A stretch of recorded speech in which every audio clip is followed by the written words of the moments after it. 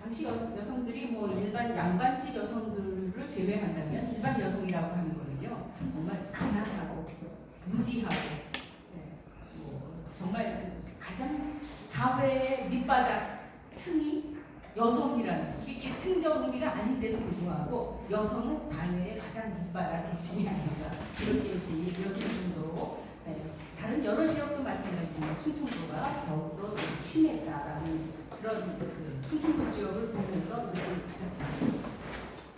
지금 사실은 이 정동역이 정동교회죠. 이 정동이 이제 미 감리교 또 장로교 선교사들이 이 정동을 기지로 하죠. 그래서 여기서 정동에서 처음 근대 교육이 일어나죠. 배제학당과 이화학당 그리고 정신여학교의 초기 단계인 정동여학교라든가 여성 교육이 이제 처음으로 시작이 되는 곳이 바로 이곳 정동 1번지다라고 얘기할 수가 있습니다.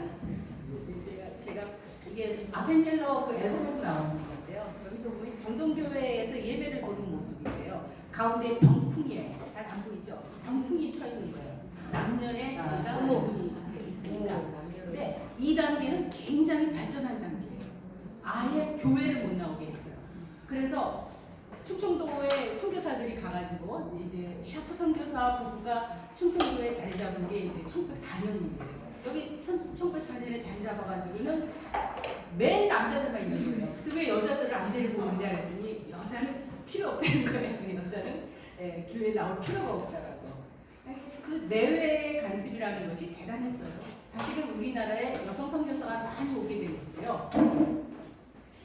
남성 선교사가 마을에 도착한다 하면은 그때부터 여성이 싹 사라져버리는 거예요. 다 집안으로 도망가 버리는 거예요. 그러니까 여성 선교라는 것이 불가능해서 이제 그 선교사들이 이제 부인으로서 여자 선교사를 맞이한다든가 아니면 본부에 여자 선교사들을 요구를 하게 됩니다. 그래서 우리 한국에서 특히 이 선교사 부부가 활약을 많이 하죠.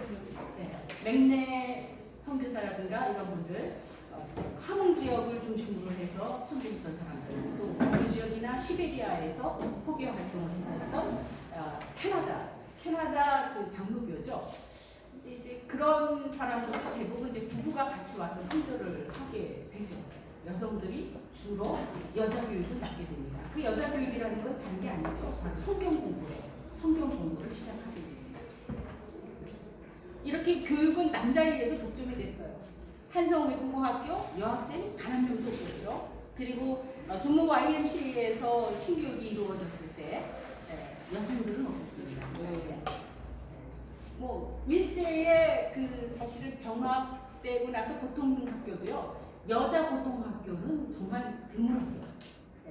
여성의 학력 인력이 한 그래도 10분의 1 정도는 수용해야 되는데 절대적으로 학교가 부족한 상황이었고 하다못해 서방 교육에서도 거의 남자들이 독점을 해서 여성은 철저하게 교육에서 배제됐다라고 얘기할 수 있습니다. 그런데 이제 여자 선교사들이 이 여성들을 이제 교육으로 끌어들이게 되는 거죠. 성경 공부를 시작하는 거예요. 물론 한글 성경이에요. 근데 이 한글 성경이 여성들에게 혁신적인 변화를 가져오는 건 뭐냐면 문맹에서 벗어나게 되는 거죠. 이 문맹에서 벗어나게 되면 사람이 의식화가 되기 시작합니다. 여기에서 이제 주체의식과 자각의식을 갖게 되는 것이 당시 여성들이고요. 이때의 여성들의 이 선교사들이 보여주는 이 여성들의 모습이라는 거는요, 말도 못해요. 가난에 쩌들린 그야말로 뭐 이제 이 이후로 이제 여자들이 학교에 나오게 되면서 이제 깔끔하게 변화되기 시작하지만요. 초창기 여자 선교사들이 여성들을 모아서 할 때만 하고 여성들의 모습이라는 거는요 말도 못했죠. 바로 이제 이분들이 전도 부인이 되는 분들이거든요. 이 전도 부인도요 그냥 정상적으로 내가 기독교를 믿고 해서 전도 부인이 된 사람 물론 있습니다. 하지만 대부분은요 남편한테 버림받은 여자들. 막 그 삶이라는 게요 거의 시궁창과 다름없는 이런 삶에서 기독교를 전하면서 구원을 얻게 되는데요. 이런 구원에서 이분들이 정말 자기의 온 힘을 다해서 전교 활동에 열심히지 않을 수가 없었어요. 그러다 보니까 선교사들이 놀라는 거예요. 자기들의 성과보다도 전도 부인의 성과가 대단한 거죠. 충청도 지역 같은 경우도요, 교회가 만들어진 가정을 보면요, 전도 부인들이 먼저 기반을 잡아요. 그런 다음에 남자 목사가 부임해가지고 뭐 잘 얘기하면 다 차려놓은 밥상에 숟갈을 얹게 되는 거죠. 그런데 이 여성들이 그러면 누구였느냐가 이게 안 나오는 거예요. 예, 거의 3명으로만 나온다든가 여자 이름이 안 나오는 거죠. 그래서 참 이 전도 부인들이라는 분이 단순히 종교적인 신앙심으로서의 포교 활동만 하게 되느냐, 아니면 교육을 담당하면서 여성들을 각성에 이르게 하고 하는 중요한 인물인데도 불구하고 오늘날까지도 우리는 전도 부인의 정말 실상을 알기는 너무나 힘들고요. 전도 부인에 대한 기독교사 연구소에서 한번 책이 나왔는데 거기에도 보면 정확하게 출신지가 표기되는 경우가 없습니다. 활동 지역은 나오는데요. 그 사람이 어느 지역 출신인가는 나오지 않고 있습니다. 그런데 이렇게 이제 이 소녀들로부터 여기는 원산의 성경학교예요. 주화벽이 바로 이 학교를 나오죠. 이런 이제 어린 아이들이 1919년 3.1월 노때 3.1운동의 주역이 되는 것이죠. 자, 그래서 이제 이 선교사들 때문에 남녀는 이제 하나님 앞에 모두 평등한 존재가 돼서 교육에 있어서도 이제 함께 하게 되는 겁니다.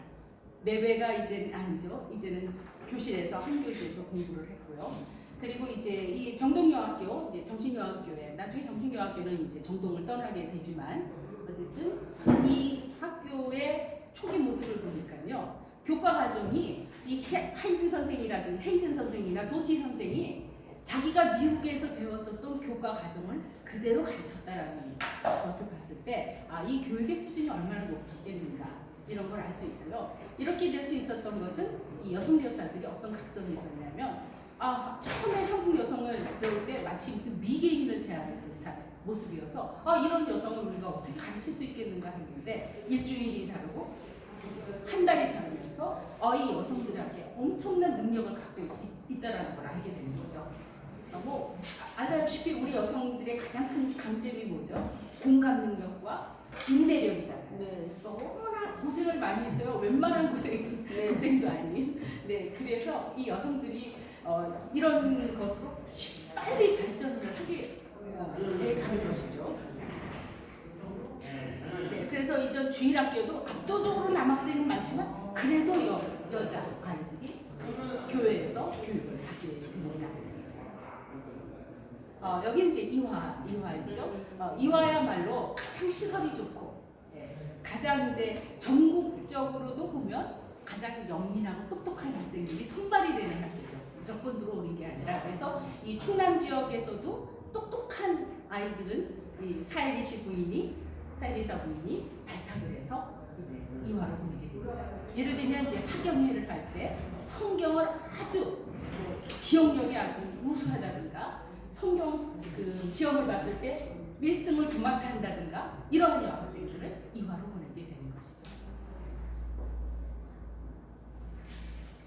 그리고 이화 학당의 수업 강경이지만 여기서 이제 수학, 우리가 흔히 산수가 아니라 이제 수학을 가르치고 이제 여성도 이제 과학과 수학과 이런 학문에 이제 접하게 되면서 이제 세상이 이제 그야말로 달라지게 되는데 이 충청도는 그런데 이제 문제가 많은 거죠. 충청도는 그래도 이제 이 충청도 출신으로 포상을 받은 사람을 중심으로 해서 제가 이 여성들을 뽑았는데요.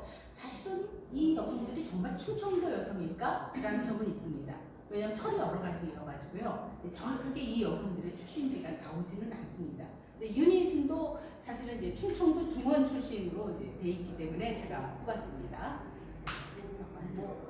이런 걸 쓰게 되면 남편과 시아버지를 도와서 시아버지를 지원해서 이런 말을 너무 어렵지 않게 쓰는데 이런 말 쓰지 말아야 되지 않겠는가라는 생각이 들어요.